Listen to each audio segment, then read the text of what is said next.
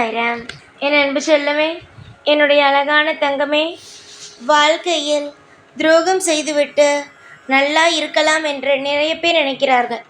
வாழ்க்கையில் துரோகம் செய்வார்களாம், ஆனால் வாழ்க்கையில் அவர்கள் நன்றாக இருக்க வேண்டுமா? இது என்ன நியாயம்? துரோகம் என்று ஒரு நபருக்கு செய்கிறார்களோ அன்றே முடிவெடுத்து விட வேண்டும். அன்றோடு வாழ்க்கை முடிந்தது என்று. புரிகிறதா? கெட்டது செய்யும் பொழுதே முடிவெடுத்து கொள்ள வேண்டும், வாழ்க்கையில் இதுதான் நடக்கிறது என்பதை.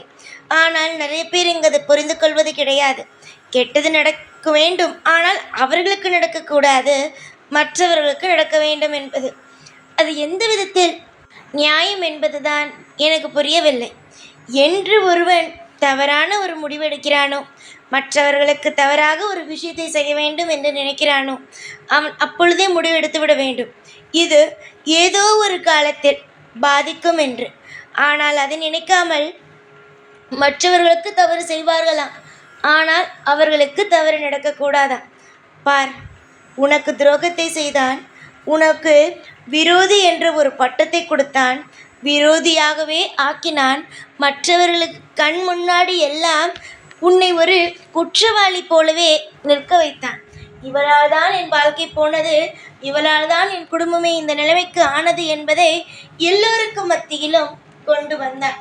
ஆனால் இப்பொழுது அவனுடைய வாழ்க்கையில் அவன் வாழலாமா வேண்டாமா என்ற ஒரு கட்டத்திற்கே வந்துவிட்டான்.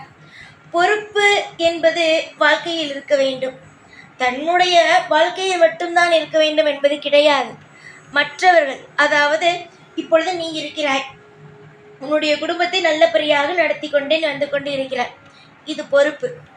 மற்றவருடைய வாழ்க்கையையும் கெடுக்காமல் இருப்பதும் ஒரு விதத்தில் ஒரு நல்ல ஒரு விஷயம்தான். அதுவும் ஒரு பொறுப்பான ஒரு விஷயம்தான். நான் யாருடைய ஒம்புக்கும் போவது கிடையாது, யாருடைய வாழ்க்கைக்கும் நான் போவது கிடையாது. நான் எந்த விஷயத்தினையும் செய்ய மாட்டேன், இதுவும் ஒரு நல்ல பழக்கம்தான். ஆனால் மற்றவர்கள் எல்லாம் வாழ்க்கைக்குள் போவார்கள், சண்டை போடுவார்கள், குடும்பத்தை நன்றாக இருக்கும் குடும்பத்தை பிரிப்பார்கள். ஆனால் இவர்களுடைய குடும்பம் மட்டும் அமோகமாக வாழ வேண்டும் என்று தெய்வத்தை வேண்டுவார்கள். எந்த விதத்தில் இதெல்லாம் நியாயம் என்பது தெரியாது. நீயே சில சமயம் நினைத்திருக்கிறாய், கெட்டவர்களுக்கு மட்டுமே தான் தெய்வம் துணை இருக்கும் என்று. வெளியில் பார்ப்பதற்கு அப்படித்தான் இருக்கும். கெட்டவர்களுக்கு பணம் இருக்கும், கெட்டவர்களுக்கு நகை இருக்கும், கெட்டவர்களுக்கு உறவுகள் கூட ஒற்றுமையாக இருக்கும். வெளியில் பார்க்கும் பொழுது அப்படித்தான் தெரியும். ஒரு நாள் புகையை நிச்சயமாக வெளிக்கொண்டு வரத்தானே வேண்டும். உள்ளுக்குள் புகைந்து கொண்டு இருப்பது வெளியில் தெரியாமல் இருக்கலாம், ஆனால் எப்பொழுதும் அதை மூடி வைக்க முடியாதல்லவா? ஒரு நாள் தவறு செய்தால் பூகம்பம் போல வெடித்து வரத்தான் வேண்டும். அதுதான் உண்மை. அதே போலத்தான் உன்னுடைய வாழ்க்கையை கெடுத்து, உன்னுடைய குடும்பத்தை கெடுத்து இப்பொழுதுதான் நீ ஓரளவுக்கு வந்திருக்கிறாய். ஆனால் பார், உனக்கு துரோகம் செய்தவன் அங்கு திண்டாடி கொண்டு இருக்கிறான். வாழ்வோமா இல்லை வேண்டாமா என்று ஒரு மிகப்பெரிய ஒரு கேள்விக்குறியோடு இருக்கிறான். அதாவது சொல்ல போனால், என்ன வாழ்க்கை, இந்த உலகத்தில் இருக்கலாமா வேண்டாமா என்ற ஒரு எண்ணத்தில். தங்கமே, 4 பேருக்கு உதவி செய்யும் பொழுதும் பார்த்துதான் செய்ய வேண்டும், உபத்திரங்கள் செய்யும் பொழுதும் பார்த்துதான் செய்ய வேண்டும், எதுவாக இருந்தாலும். ஏன் தங்கமே, சிலர் சொல்வார்கள், கேட்டிருக்கிறாயா? எந்த ஒரு காரியம், அதாவது நிறைய அளந்து எல்லோருக்கும் கொடுத்தாலும் அதை பார்த்துதான் கொடுக்க வேண்டும். இருக்கிறதே என்று கொடுத்தாய், ஆனால் திரும்ப உனக்கொன்றும் இருக்காது என்று. அதே போலத்தான் கஷ்டத்தை ஒருவனுக்கு கொடுத்து கொண்டே இருந்தாயானால் கஷ்டம்தான் வரும். அதை புரிந்து கொள்ளாத சிலர் கடைசி காலத்தில் அவதிப்படுகிறார்கள். நீ சிறு வயதில் அவதிப்பட்டு விட்டாய். போக போக வயசாக ஆக உன்னுடைய வாழ்க்கையில் இன்பத்தை மட்டுமே தான் நீ காண்பாய். ஒவ்வொரு காலகட்டத்திலும் உனக்கு மிகப்பெரிய ஒரு அற்புதமான விஷயம் நடக்கும். உன்னுடைய வாழ்க்கையை கெடுக்க வேண்டும் என்று திட்டம் போட்டு அதற்காக முயற்சி செய்தவர்கள் உன்னுடைய கண்ணுக்கு முன்பே அந்தந்த விஷயத்தில் பயங்கரமாக அனுபவிப்பார்கள். யாரையுமே நான் எப்பொழுதும் அனுபவிக்காமல் எல்லாம் விடுவது கிடையாது. ஏன் தெரியுமா? நல்லவர்கள் எந்த அளவுக்கு வலியை சுமக்கிறார்களோ, கெட்டது செய்பவர்களும் கெட்டதை அனுபவித்துத்தான் ஆக வேண்டும். கர்மவினை கர்மவினை என்று சொல்லி நல்லவர்களுக்கு மட்டுமே அந்த கர்மவினை வேலை செய்கிறது என நினைக்கிறாய். ஒருவன் இளமையில் கஷ்டப்பட்டால் அதை சந்தோஷமாக எடுத்துக்கொள்ளுங்கள். வயதான பிறகுதான் கஷ்டப்படக்கூடாது. அப்பொழுதுதான் தெம்பாக இருக்க வேண்டும். மிக மிக பணமும் வசதியோடு இருக்க வேண்டும். அப்பொழுதுதான் யாரும் உதவி செய்ய மாட்டார்கள். நீங்களே செய்து கொள்ளலாம். தங்கமே, இப்பொழுது கஷ்டப்படுகிறோம் என்று நினைக்காது. கூடிய விரைவில் உன் வாழ்க்கை மாறும். உன் எதிர்காலம் நல்லதாக நடக்கும். ஆனால் இதற்கு நடுவே உனக்கு துரோகம் செய்தவர்களும் உன்னுடைய வாழ்க்கையில் நீ வாழக்கூடாது என்று நினைத்தவர்களும் கண்டிப்பாக கஷ்டப்படும் விஷயத்தை நீ கண்டிப்பாக பார்ப்பாய். இன்று நீ செய்யும் காரியங்களானது தோற்று போகிறதே என்று நினைத்து அந்த இடத்திலேயே குழம்பி தவிக்காதே. எந்த ஒரு நிலையாக இருந்தாலும் உனக்கு துணை நானுண்டு. உன்னுடைய வாழ்வில் எப்பேறுபட்ட பிரச்சனைகள் வந்தாலும் கண்டிப்பாக அதிலிருந்து மீட்டெடுக்க நான் இருப்பேன். ஒரு முக்கியமான ஒரு கதையை இந்த நேரத்தில் நீங்கள் தெரிந்து கொள்ள வேண்டும். ஒருவன் நடுக்கடலில் நிற்கிறான் படகில். அந்த படகானது ஓடவே இல்லை. அந்த படகு அப்படியே நிற்கிறது. அப்பொழுது கடவுளிடம் வேண்டுகிறான், எனக்கு எப்படியாவது உதவி செய்யுங்கள் என்று. முதலில் ஒரு விமானம் வந்து அவனை கயிறை போட்டு இழுக்கிறது. ஆனால் அவன் வரமாட்டேன், தெய்வம் வந்து என்னை கூப்பிட்டால் தான் வருவேன் என்கின்றான். அந்த விமானமும் போய்விடுகிறது.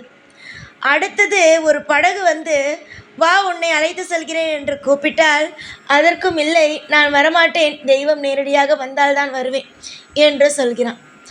அப்புறம்தான் அவன் போக போக தண்ணியில் கப்பலானது மூழ்க ஆரம்பிக்கிறது.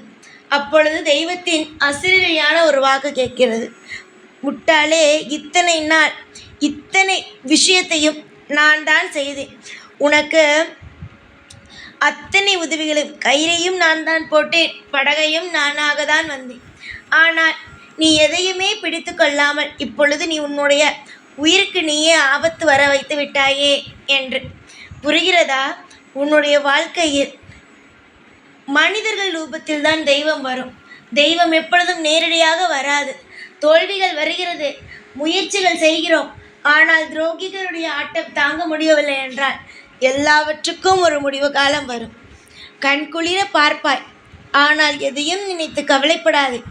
யார் எப்பொழுதும், முக்கியமாக உன்னுடைய துரோகிகள் கஷ்டப்படும் பொழுது நீ சந்தோஷமும் பட வேண்டாம், அதை நினைத்து நீ சங்கடமும் பட வேண்டாம். நீயாக இரு. அதுதான் உன் வாழ்க்கையில் மிக மிக சிறந்ததாகும். காலம் நிச்சயமாக அனைத்து வழிகளுக்கும் மருந்து போடும். அனைத்து வழியும் உனக்கு நிச்சயமாகவே மருந்தாக இருக்கும். நானாகவே இருப்பேன். உனக்கு நீ மட்டும் தனிமையாக இல்லை. நீ வணங்கும் அனைத்து தெய்வமும் இருக்கிறது. ஆனால் என்ன, சற்று கோபத்தை குறைத்துக்கொள், சற்று பொறுமையை வளர்த்துக்கொள். கோபமும் எப்பொழுதும் இருந்தால் அதற்கு மரியாதை இல்லாமல் போய்விடும். பொறுமை இல்லாமல் அவசரமாக இருந்தால் எப்பொழுதும் தவறு நடக்கும், அதற்கு தீர்வு இல்லாமல் ஆகிவிடும். ஏனென்றால் அடுத்தடுத்த பிரச்சனையை நீயே உருவாக்கி கொள்கிறாய். வாழ்க்கை நிச்சயமாக உனக்கு நல்ல வழியை காமிக்கும். எதிர்கால திட்டம் மிக அபூர்வமாக இருக்கிறது என்னிடம். அந்த அதிசயத்தையும் அற்புதத்தையும் நீ அனுபவிக்க வேண்டும். வருங்காலம் உனக்கு எப்பொழுதும் துரோகிகள் இருக்க மாட்டார்கள். நீ அதனால் நிம்மதியாக இருக்கலாம். நான் சொன்னபடி அமைதியாக இரு. உன்னுடைய துரோகி அழிந்தாலும் சரி, வாழ்ந்தாலும் சரி, கவலையும் படாதே, சந்தோஷமும் படாதே. உன் கண்ணுக்கு நேராகவே அனைவருமே, உனக்கு துரோகம் செய்த அனைவருமே அனுபவிப்பார்கள். கோபத்தை குறைத்துக்கொள். கடினமான வார்த்தையை விடவே விடாதே.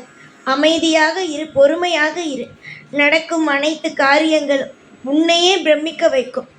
தெய்வம் எப்பொழுதும் உன் கண்ணுக்கு நேராக வந்து, நான் தான் இதை செய்கிறேன் பாரென்று சொல்லாது. உன் கண்ணுக்கு நேராக ஒரு உதவி வந்தாலோ, உன் கண்ணுக்கு நேராக ஒரு சந்தோஷம் வந்தாலோ சரிதான், அதை அனுபவிக்க தயாராக இரு. சந்தோஷம் உன் பக்கம். எல்லா நாளும் உன் வாழ்க்கையில் நான் இருப்பேன். காலம் முழுவதும் உனக்கு தேவைப்படும் ஒவ்வொன்றையும் கொடுக்க நான் இருக்கும் பொழுது எந்த ஒரு நிலையிலும் எதையும் கண்டு அஞ்சக்கூடாது. இந்த சாய் எப்பொழுதும் என்ன சொல்வாய்? சாய் பாபா என்னை காப்பாற்றுங்கள் என்பார். அதே பாபா தான் நிச்சயமாக உன்னை காப்பேன். அவசரமே வேண்டாம். கவலைகள் எப்பொழுதும் இருக்கத்தான் செய்யும். ஆனால் அதையெல்லாம் தூக்கி போட்டுவிட்டு சந்தோஷமாக இருக்கத்தான் வேண்டும். எல்லா நாளும் உனக்கான திட்டங்கள் எப்பொழுதும் என்னிடம் உள்ளது. சந்தோஷமாக இரு. எப்பொழுதும் உன் கூடவே இருப்பேன். இந்த சாய்நான். ஓம் சாய்ராம்.